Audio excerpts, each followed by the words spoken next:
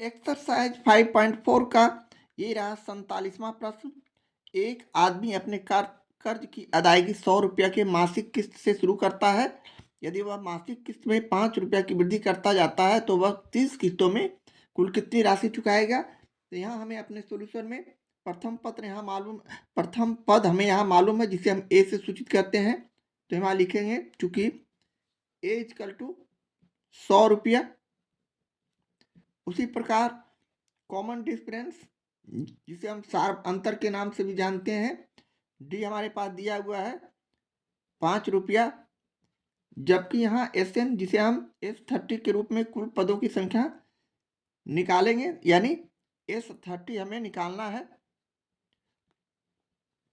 तो हमारे पास सूत्र है, चूंकि S N equal to N/2 2A plus N-1 into D.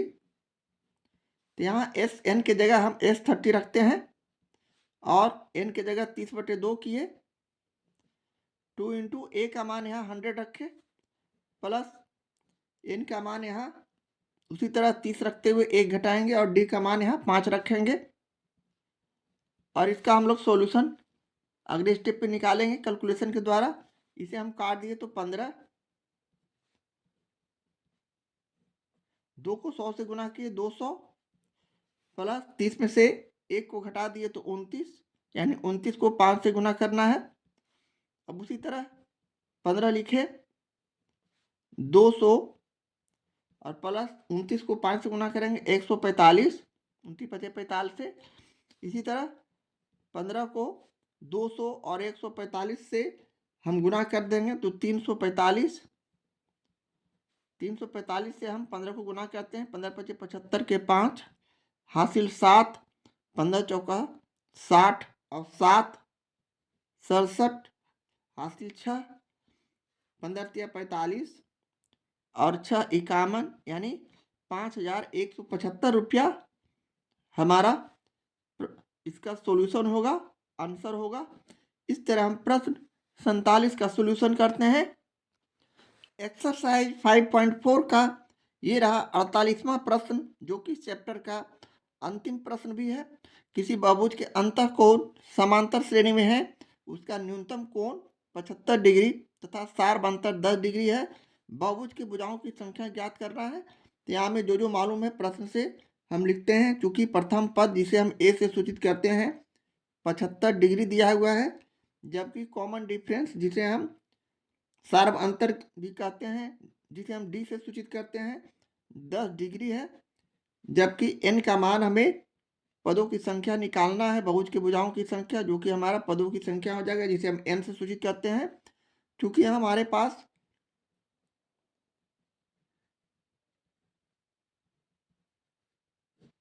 बहुभुज के कोणों का योग का सूत्र मौजूद है, जिसे हम इस तरह लिखते हैं, यानी 2n-4 अरे इंटू 90 डिग्री। ये हमारे पास सूत्र है बहुभुज के कोणों के योग का। बहुभुज के कोणों के योग को हम Sn से सूचित करते हैं, यानी Sn बराबर अब हमारे पास हो गया 2n-4 इंटू 90 डिग्री। अब हम Sn का फॉर्मूला यहाँ रखते हैं, यानी n/2 2a plus n-1 into D हमारे पास सूत्र है Sn का, और बराबर इसे हम 2n-4 इंटू 90 डिग्री लिखते जाएंगे। अब यहाँ से हम लोग n/2 किए और a और d का वैल्यू रखकर इसे आगे बढ़ाएंगे, यानी 2 गुने 75 degree plus n-1 into D का मान यहाँ हम 10 डिग्री रखेंगे, और बराबर 2n-4 इंटू 90 डिग्री। इसी तरह अब हम इसे ब्रैकेट के अंदर वाले संख्या का गुना करते हुए 75 दूनी 150 डिग्री लिखते हैं, प्लस 10 को n से गुना किया 10n, -1 को 10 से गुना किया 10। इस तरह का संख्या आने के बाद हम इसे पुनः इसी तरह 2n-4 इंटू 90 डिग्री अभी लिखते जा रहे हैं। इसके बाद अगले स्टेप में हम इसे बारी बारी से n/2 से सभी से गुना कर रहे हैं, यानी 150 और 10, ये दोनों को हम बारी बारी से गुना कर रहे हैं, यानी यहाँ हमारा हो जाएगा 150 n/2। इसी तरह प्लस 10 n/2, 10 n स्क्वायर हो जाएंगे, यहाँ n से गुना करेंगे तो n²/2। इसी तरह माइनस 10 n/2 बराबर, यहाँ भी हम 90 से बारी बारी से इसे गुना कर देते हैं, तो 9 दूनी 18 यानी 180 n माइनस 9 चौक 36 360। इस तरह का संख्या आने के बाद अब हम अगले स्टेप में पुनः इसे 2 से काटते हैं, यानी 75। इसे भी काटते हैं तो 5, इसे भी काटते हैं तो 5। इस तरह हम इसे अगले स्टेप पे सजा कर इसे लिख सकते हैं, यानी घातांक के आधार पर 5n² plus 5n, sorry minus है, इसे थोड़ा सा 5n² माइनस 5n होना चाहिए।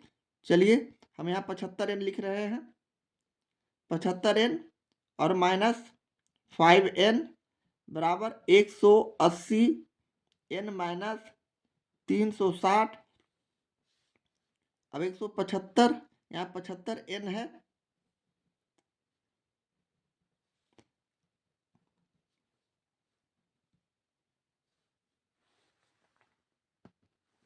यहाँ हम 5n² लिखे और 75n में 5n को घटा दिए तो हमारे पास संख्या 70n बच जाएंगे। अब 180n माइनस 360 डिग्री दोनों को हम राइट हैंड साइड से लेफ्ट हैंड साइड लाते हैं, तो ये माइनस 180 डिग्री, 180n और माइनस का ये हो जाएगा प्लस 360 बराबर 0। अब हम इसी तरह इसे 5n² किए, प्लस 70n में से 110n चला जाएगा तो माइनस 180n चला जाएगा, तो 110n बचेंगे और प्लस 360 बराबर 0। अब हम अगले स्टेप में 5 इसमें से कॉमन ले सकते हैं। 5 का कॉमन लेने के बाद हमारे पास संख्या n² माइनस 110 बचे 2 तल से 22 बचेंगे, 22n प्लस हमारे पास यहाँ 5 इसमें भाग करते हैं, 5 सते 35, 5 दूनी 10 यानी 72 इक्वल टू 0। अब यहाँ से 5 को हम राइट हैंड साइड ले जाते हैं तो 0/5 हो जाता है, जिसका मान 0 ही होता है। तो हमारे पास संख्या बच गए n² माइनस 22n प्लस 72 बराबर 0। अब हम 72 का फैक्टर करते हैं, तो 72 का फैक्टर करने के बाद हम 2 से इसे लगाते हैं, 2 तिहाई 6, 2 छक 12 पुनः 2 से, तो 18 दूनी 36 पुनः 2 से, तो 9 पुनः 3 से, तो 3। हमारे पास फैक्टर इस तरह का होता है, जिसे हम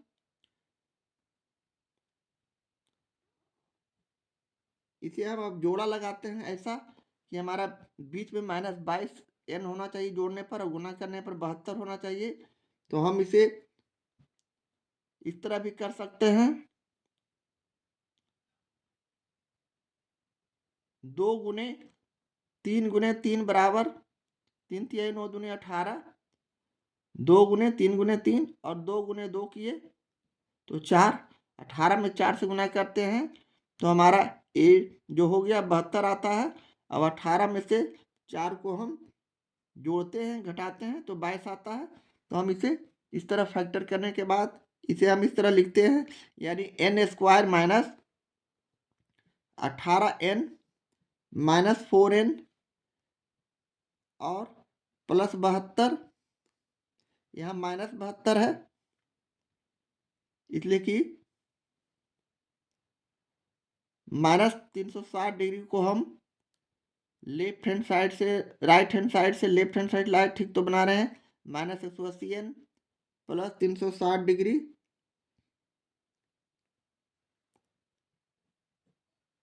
प्लस 72 बराबर 0। अब हम यहाँ से इसका कॉमन लेते हैं, n कॉमन लिया तो ये हो गया n माइनस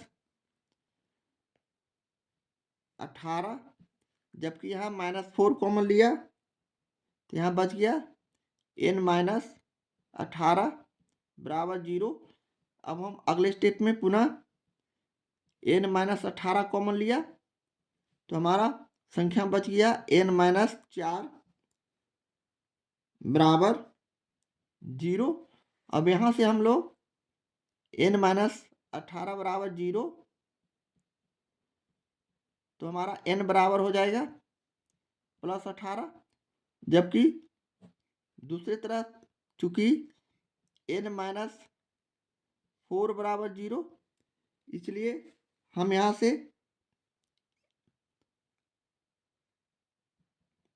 n बराबर 4 इस तरह लिख सकते हैं। यहाँ हमारे पास n बराबर 2 मान आ चुका है, यानी n बराबर 18 और n बराबर 4। अब हम T18 का जांच करते हैं, n बराबर 18, जो कि Tn के सूत्र पर, यानी n यहाँ हम वैल्यू रखेंगे n बराबर 18, तो हमारा a प्लस सूत्र होता है a plus n minus 1 into D. हमारे पास T18 का वैल्यू a का मान 75 रखते हैं, प्लस n का मान 18 माइनस 1 करते हैं, d का मान उसी तरह 10 रखते हैं। तो हमारा यहाँ से वैल्यू 75 प्लस 18 में से 1 गया तो 17, 17 गुने 10 करेंगे तो हमारा रिजल्ट 75 प्लस 170। अब इसे जोड़ देते हैं तो हमारे पास 245 होता है, जो कि किसी भी बहुभुज के लिए सही नहीं है। यानी बहुभुज का हम यहाँ लिख देंगे, बहुभुज का किसी एक कोण का मान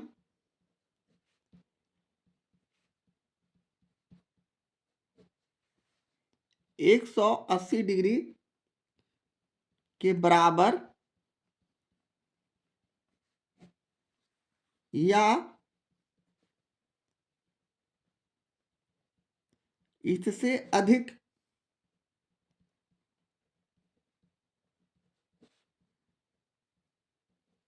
नहीं हो सकता है।